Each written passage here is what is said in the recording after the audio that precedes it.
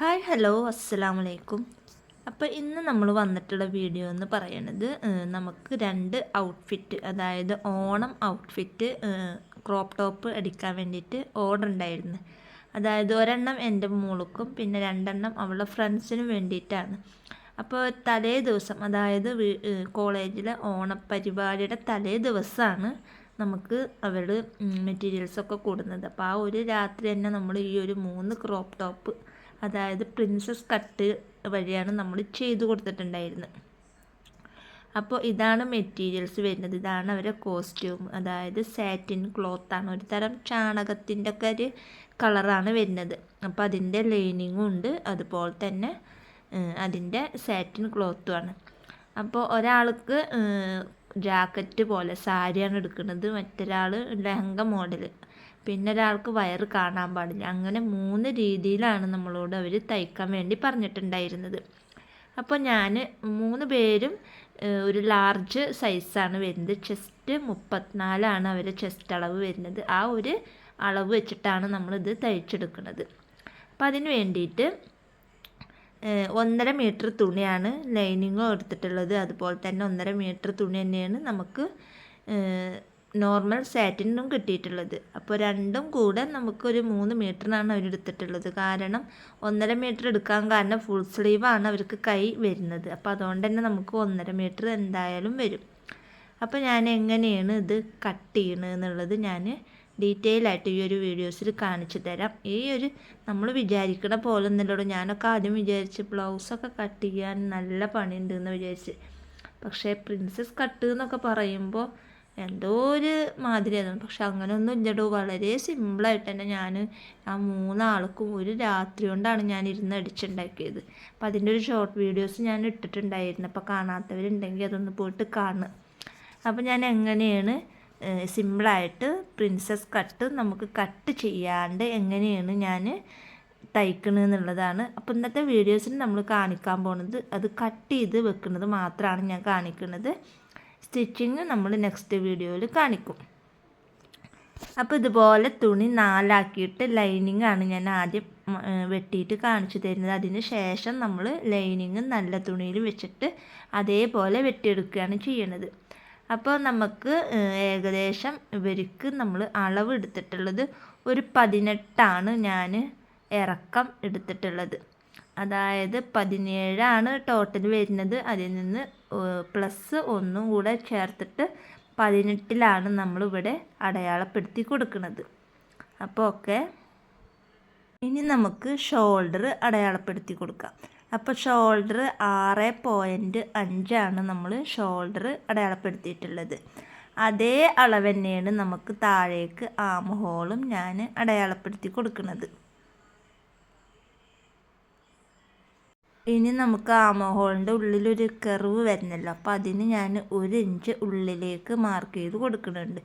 ഇനി അവിടുന്ന് നമ്മൾ ഒന്നിങ്ങനെ കുനിച്ചിട്ട് വരച്ച് കൊടുക്കുന്നുണ്ട്.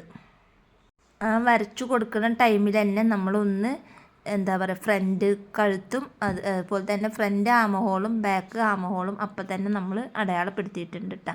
അപ്പോൾ ആ ഒരു സെക്ഷൻ കഴിഞ്ഞ് ഇനി നമുക്ക് ചെസ്റ്റ് വരുന്നത് 34 ചെസ്റ്റ്. 34 4 കൊണ്ട് ഹരിക്കുമ്പോൾ നമുക്ക് കിട്ടുന്നത് 8.5 നമുക്ക് കിട്ടുന്നത്.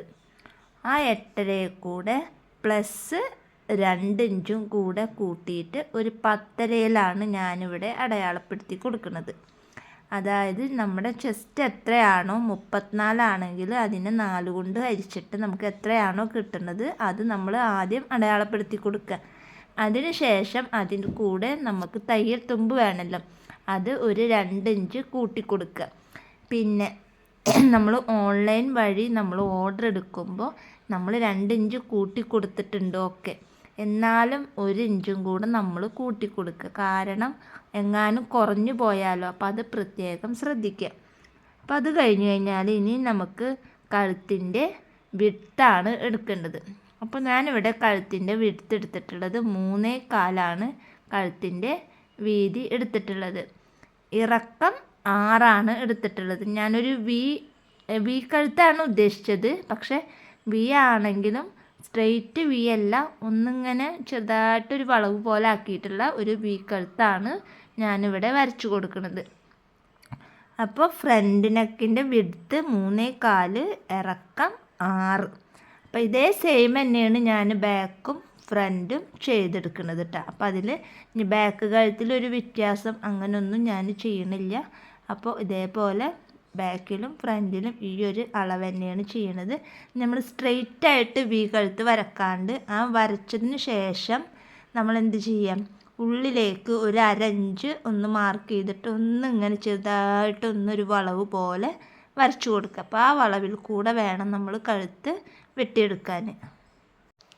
അപ്പോൾ അതും കൂടെ കഴിഞ്ഞാൽ പിന്നെ നമുക്ക് വരുന്നത് എന്താണ്, കട്ട് ചെയ്യലാണ് വരുന്നത്. അപ്പോൾ ഞാനത് ഫുള്ളായിട്ട് കട്ട് ചെയ്തിട്ട് കാണിച്ചു തരാം.